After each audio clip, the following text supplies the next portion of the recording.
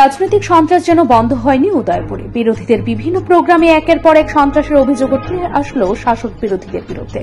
কংগ্রেস হোক কিংবা সিপিআইএম, তাদের উপর আক্রমণ যেন গত 8 বছরে একবারও বন্ধ হয়নি। ফের উত্তপ্ত হয়ে উঠল উদয়পুর। তা আবারও পুনরাবৃত্তি হল মাতাবাড়ি বিধানসভা কেন্দ্রের অধীন দাতারাম বাজারে শনিবার বিকেল নাগাদ উদয়পুর দাতারাম বাজারে ছিল কংগ্রেসের যোগদান সভা এবং বাজার সভা। সেই বাজার সভায় উপস্থিত ছিলেন কংগ্রেস বিধায়ক সুদীপ রায় বর্মন, জেলা কংগ্রেস নেতা টিটন পাল, বরিষ্ঠ নেতা মিলন কর সহ কংগ্রেসের একাধিক নেতৃত্বরা।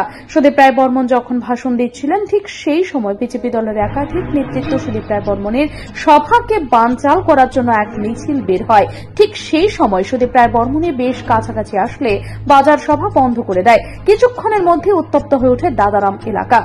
সঙ্গে সঙ্গে সিআরপিএফ বাহিনী বিজেপি কর্মীদের সবার সামনে থেকে সরিয়ে দেয়। পরবর্তীতে কংগ্রেস এবং বিজেপি কর্মীদের মধ্যে ব্যাপক মারপিট সংঘটিত হয়। এতে আহত হয়েছে বিধায়ক সুদীপ রায় বর্মন, কংগ্রেস নেতা মিলন কর এবং কংগ্রেসের একাধিক নেতৃত্ব। তাছাড়াও কংগ্রেস নেতা মিলন করের গাড়ি ভেঙে গুড়িয়ে দেয় দুষ্কৃতিকারীরা। অপরদিকে কংগ্রেসের মারে আহত হয়েছে বিজেপির একাধিক নেতৃত্ব। এই নিয়ে থানায় পাল্টা মামলা করা হয় দুই দলের পক্ষ থেকে। ঘটনাস্থলে মোতায়েন করা হল বিশাল পুলিশ বাহিনী।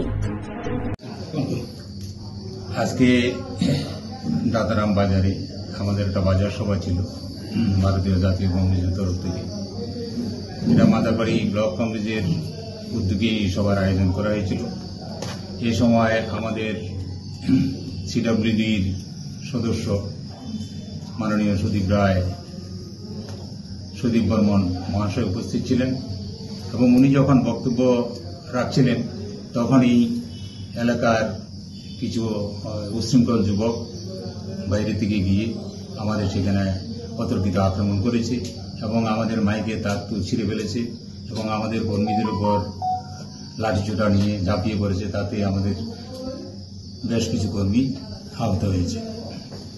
আমরা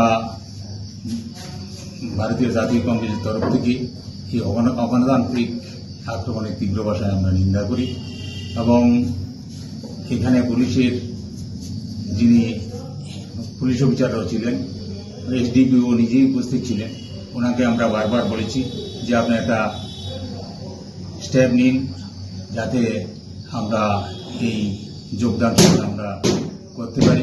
কিন্তু পরবর্তী সময় আমরা দেখা গেছে ওরা বারবারই এসে সেখানে আক্রমণ করছে, লাঠিচোটা নিয়ে আক্রমণ করার পরে আমাদের যোগদান সভা সেখানে আমরা করেছি, কিন্তু এটা পূর্ণ রূপ আমরা দিতে পারিনি।